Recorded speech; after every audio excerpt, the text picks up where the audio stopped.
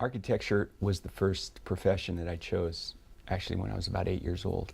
It was quite a profound thing early in my life to know that this was something that I was going to do, that this was the path that I'd chosen.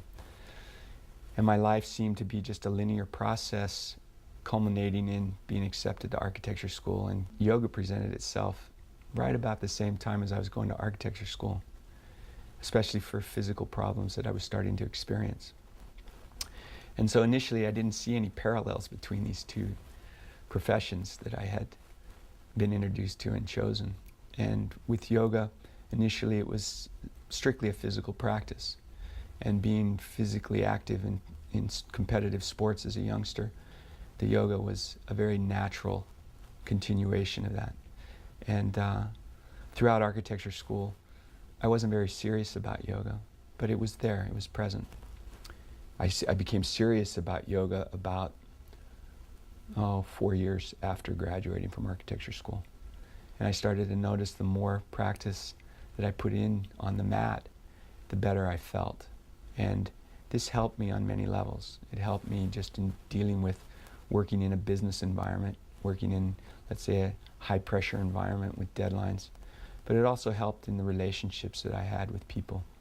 There was something about yoga that gave me just a little more space to be around people that I loved that sometimes were difficult, and then people that were difficult that I grew to love. And now what I've found is that influence that yoga has presented in my life has so many common threads with architecture. And it surprises me even now, 20 years later, that I'm still finding things, new relationships where there's similarities between the two practices. Both practices are artistic. It's an artistic endeavor to practice architecture, artistic endeavor to practice yoga. And yet, from the outside, it also appears that both are very linear. Architecture being very linear in terms of experiencing the business world, the world of money, the world of regulation.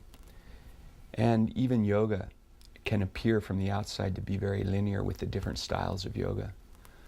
You know, certain styles of yoga have almost recipes for practice, where you follow the same recipe day in and day out.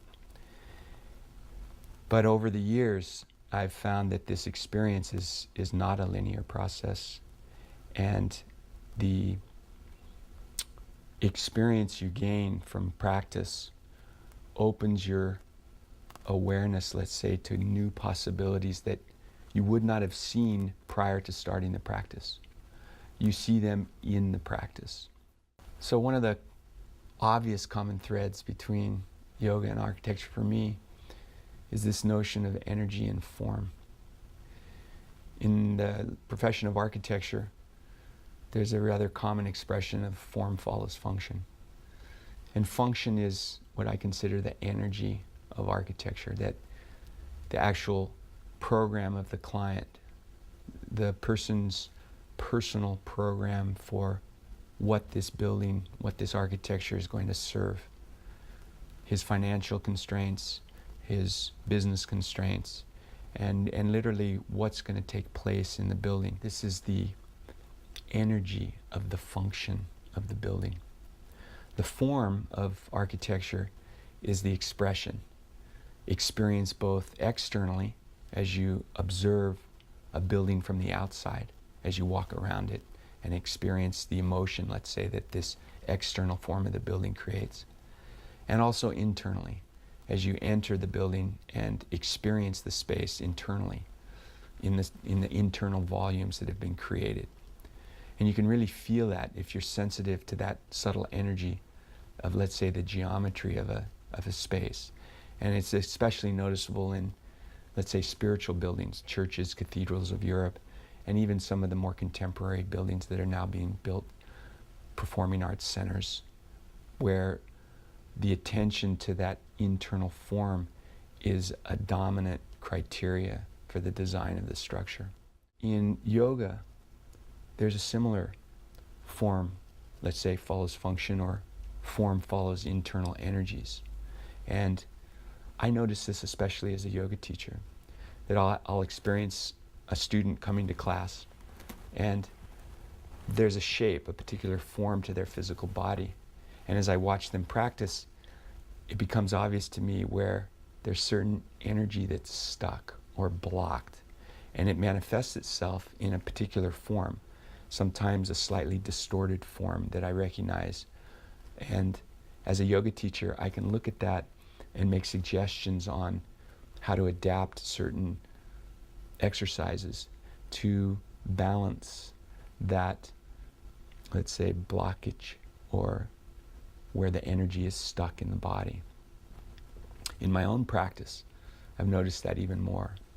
That as I experience, let's say, the internal space of my practice, I can feel where certain energies are stuck. Certain energies, for whatever reason, have resistance. And through subtle adjustments, physically, emotionally, even mentally, I can shift, reposition, and feel that energy flow.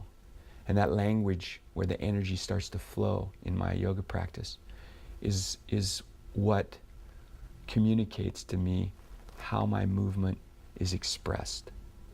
And as a teacher, then I try and capture that expression and then share it with my students.